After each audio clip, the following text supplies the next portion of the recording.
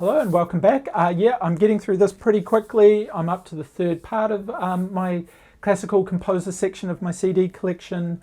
I know your time is precious, so I am trying to move through these pretty quickly because I'm not that well versed in classical music. I'm buying things sort of fairly randomly, just things that I see that are at a price that is good, or that I know that it's been recommended on lists of classical music worth having. Then there's sometimes composers that are more contemporary composers that I come across because I've heard the music or seen some recommendations. And the Penguin Café Orchestra is one of these bands.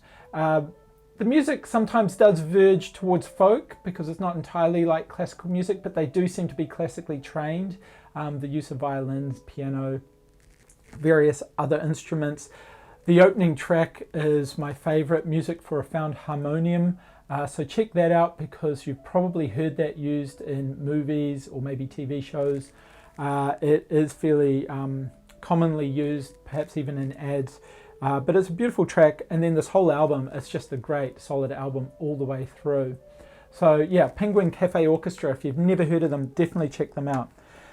Next, I'm going with Philip Glass. This is a soundtrack to a movie, Koyaanisqatsi, which is well worth watching. It is an old movie now. I think it's from the 80s. I don't have a lot of Philip Glass. This is very highly rated in terms of his compositions. It's a mix of sort of music that sometimes is rollicking and quite fast-paced and I don't know what's kind of tension-inducing, because that's part of the film, but then some of it is really kind of beautiful, a little bit lilting, but yeah, it's a soundtrack. I haven't heard it for a while, I haven't seen the movie for a while. I do have the movie on DVD. It is worth watching. It's just kind of depressing because it's about the world being out of balance, and they've been talking about that since the 50s actually, through to the 70s and even early 80s, and still we haven't figured it out. Now this, I have filed under P for Philip Glass because it's compositions by Philip Glass, but it's the Kronos Quartet doing Philip Glass, so they've basically done some interpretations of Philip Glass's work, and that's a violin, two violins, viola and cello. That's what the Kronos Quartet is. So again, it's really beautiful. Some of the music again is slower, some is a little bit quicker. Philip Glass moves between sort of, his compositions could be quite fast-paced, quite frenetic in many respects, and then other times it could be quite beautiful, quite calming, and I don't want to say chill out, that's almost like a pejorative term, but just beautiful music. So those are the only two Philip Glass albums I have, but definitely check out Philip Glass, see if you like more of his stuff. Now I'm going to jump to Somei Satoh. Now this is a Japanese composer, and the album's called Sun Moon. It's sort of, I think Somei Satoh is came about more in the 70s. This is actually from the 90s, so I might be misremembering that.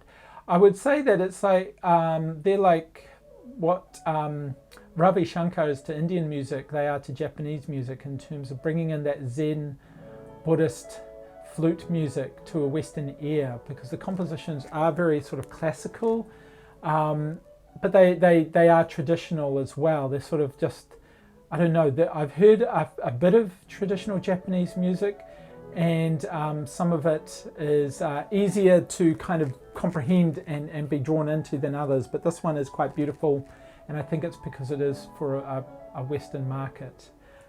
Vivaldi, Four Seasons. Now we all know Vivaldi's Four Seasons, but this isn't the Four Seasons as you know it. It's the Max Richter recomposed version of Four Seasons. So I put it under V for Vivaldi. It could be under Max, M for Max Richter. Well worth checking out. It is being used in shows. I know it was used in the opening sequence for Chef's Table on Netflix. That's when I first heard it. I was like, this sounds like Four Seasons, but it sounds better. I think that we've all heard Vivaldi's Four Seasons, and it's been done to death, used in the Smurfs, used in all sorts of cartoons, used in any time there's sort of a bucolic kind of rural or rolling hills, meadows scene. There's the Four Seasons kicks in, whereas this is doing something a bit different, and he's managed to capture it perfectly, still leaving in the recognizable parts, but just exactly as it says, recomposed, and it sort of brought new life to it. I think he was sick of it like everybody and thought, well, I'm going to work on it and try and create something different and sort of bring it to a new contemporary audience without ruining it. It's an amazing, definitely highly recommend. That would be one of my highly recommended albums, Max Richter's Vivaldi's Four Seasons. And finally, this is back to Yo-Yo Ma. And I filed this under Y for Yo-Yo Ma because he's come together with some friends to do Appalachian Waltz, Appalachian music. There is another similar album to this. I don't like it as much. It's got some singing in it. This is all instrumental and it's incredible. So that's it for my classical composer collection. I managed to get there in the end. Next up is going to be electronica, ambient music. I want to do justice to it because it is probably one of my biggest sections of my CD collection. So see you soon. Please subscribe if you come across this. I really appreciate that. I really appreciate the new subscribers, and I'm definitely motivated to keep going, and then I'll see where this channel is going to head. So thanks for watching. See you soon. Bye.